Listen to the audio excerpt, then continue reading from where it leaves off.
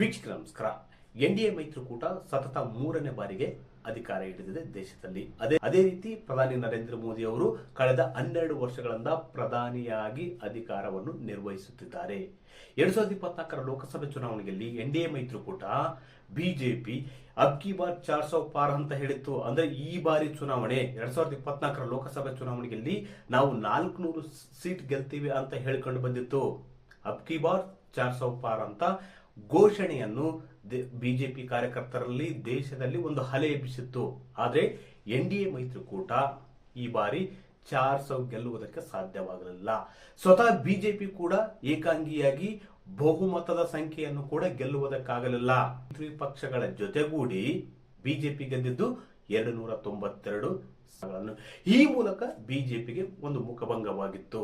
ಆದರೆ ಇದೆಲ್ಲದರ ಹೊರತಾಗಿ ಕೂಡ ಇವತ್ತಿನ ಪರಿಸ್ಥಿತಿ ಹೇಗಿದೆ, ಇವತ್ತಿನ ದೇಶದ ಜನರ ಮೂಡ್ ಹೇಗಿದೆ ಅಂತ ಇಂಡಿಯಾ ಟುಡೇ ಮತ್ತು ಸಿ ವೋಟರ್ ಸರ್ವೆ ಮಾಡಿವೆ. ಈ ಸರ್ವೆಯಲ್ಲಿ ಮತ್ತೊಮ್ಮೆ ಬಿಜೆಪಿ ಅಧಿಕಾರ ಹಿಡಿಯಲಿದೆ ಅಂತ ಈ ಸರ್ವೆ ಹೇಳಿದೆ. ತಕ್ಷಣ ಲೋಕಸಭೆ ಚುನಾವಣೆ ನಡೆದರೆ ಬಿಜೆಪಿ ಅಧಿಕಾರ ಹಿಡಿಯಲಿದೆ. ಹಾಗಾದ್ರೆ ಎನ್ಡಿಎ ಮೈತ್ರಿಕೂಟಕ್ಕೆ ಬರುವ ಸ್ಥಾನಗಳೆಷ್ಟು, ಅದೇ ರೀತಿ ಕಾಂಗ್ರೆಸ್ ಮತ್ತು ಇಂಡಿ ಮೈತ್ರಿಕೂಟ ಗೆಲ್ಲುವ ಸ್ಥಾನಗಳೆಷ್ಟು? ವೀಕ್ಷಕರು ನೋಡಿ, ತಕ್ಷಣ ಲೋಕಸಭೆ ಚುನಾವಣೆ ನಡೆಯುವುದಿಲ್ಲ. 2029ಕ್ಕೆ ಲೋಕಸಭೆ ಚುನಾವಣೆ ನಡೆಯುವುದು. ಆದ್ರೆ ಇವತ್ತಿನ ದೇಶದ ಜನರ ಮೂಡ್ ಹೇಗಿದೆ ಎಂಬುದನ್ನು ಇಂಡಿಯಾ ಟುಡೇ ಮತ್ತು ಸಿ ವೋಟರ್ ಸಂಸ್ಥೆಗಳು ಸಮೀಕ್ಷೆ ನಡೆಸಿವೆ. ಅಂದ್ರೆ ಇವತ್ತು ಲೋಕಸಭೆ ಚುನಾವಣೆ ನಡೆದರೆ ಎನ್ಡಿಎ ಮೈತ್ರಿಕೂಟಕ್ಕೆ 352 ಸ್ಥಾನಗಳು ಬರಲಿವೆ. ಅದೇ ರೀತಿ ಇಂಡಿ ಮೈತ್ರಿಕೂಟಕ್ಕೆ ಬರೀ 180 ಸ್ಥಾನಗಳು ಬರಲಿವೆ ಅಂತ ಈ ಸಮೀಕ್ಷೆ ಹೇಳಿದೆ.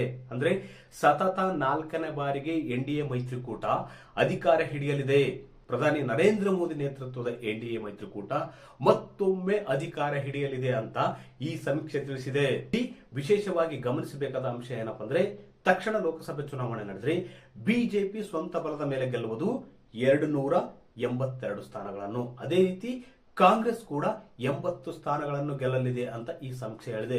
2024ರ ಲೋಕಸಭೆ ಚುನಾವಣೆಯಲ್ಲಿ ಬಿಜೆಪಿ 240 ಸ್ವಂತ ಬಲದ ಮೇಲೆ, ಅದೇ ರೀತಿ ಕಾಂಗ್ರೆಸ್ 99 ಸ್ಥಾನಗಳನ್ನು ಗೆದ್ದಿತ್ತು. ಇಂಡಿ ಮೈತ್ರಿಕೂಟ 234 ಸ್ಥಾನಗಳನ್ನು, ಅದೇ ರೀತಿ ಎನ್ಡಿಎ ಮೈತ್ರಿಕೂಟ 292 ಸ್ಥಾನಗಳನ್ನು ಗೆಲ್ಲುವ ಮೂಲಕ 3ನೇ ಬಾರಿಗೆ ಅಧಿಕಾರ ಹಿಡಿದಿದೆ. ಪ್ರಧಾನಿ ನರೇಂದ್ರ ಮೋದಿ ಅವರು ಕೂಡ 3ನೇ ಬಾರಿಗೆ ಪ್ರಧಾನಿಯಾಗಿ ಕಳೆದ 12 ವರ್ಷಗಳಿಂದ ಒಂದು ಆಡಳಿತವನ್ನು, ಉತ್ತಮವಾದ ಆಡಳಿತವನ್ನೇ ನೀಡುತ್ತಿದ್ದಾರೆ. ಒಟ್ಟಾರೆಯಾಗಿ ಹೇಳುವುದೇನಪ್ಪ ಅಂದ್ರೆ, ಇವತ್ತಿನ ದೇಶದ ಜನರ ಮೂಡ್ ಹೇಗಿದೆ, ಆಡಳಿತಾರೂಢ ಪಕ್ಷದ ಪರವಾಗಿದೆಯಾ ಅಥವಾ ಇಂಡಿ ಮೈತ್ರಿಕೂಟದ ಪರವಾಗಿದೆಯಾ ಎಂಬ ಸಮೀಕ್ಷೆ, ಎಂಬ ಮನದಾಳವನ್ನು ಇಂಡಿಯಾ ಟುಡೇ ಹಾಗೂ ಸಿ ವೋಟರ್ ಸಂಸ್ಥೆ ತನ್ನ ಸಮೀಕ್ಷೆ ಮೂಲಕ ತೆರೆದಿಟ್ಟಿದೆ. ಅಂದ್ರೆ ಅಲ್ಲಿಗೆ ಇವತ್ತು ಕೂಡ ಜನರ ವಿಶ್ವಾಸವನ್ನು ಎನ್ಡಿಎ ಮೈತ್ರಿಕೂಟ ಕಳೆದುಕೊಂಡಿಲ್ಲ, ಪ್ರಧಾನಿ ನರೇಂದ್ರ ಮೋದಿ ಅವರು ಕಳೆದುಕೊಂಡಿಲ್ಲ.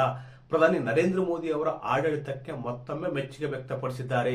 ಪ್ರಧಾನಿ ನರೇಂದ್ರ ಮೋದಿ ಅವರ ಆಡಳಿತದ ಮೇಲೆ ವಿಶ್ವಾಸ ಬಿಟ್ಟಿದ್ದಾರೆ ಎಂಬುದನ್ನು ಈ ಸಮೀಕ್ಷೆ ತಿಳಿಸುತ್ತಿದೆ. ವೀಕ್ಷಕರೇ, ಈ ಮಾಹಿತಿ ಇಷ್ಟವಾದಲ್ಲಿ ವಿಡಿಯೋ ಶೇರ್ ಮಾಡಿ, ಲೈಕ್ ಮಾಡಿ, ಕಮೆಂಟ್ ಮಾಡಿ.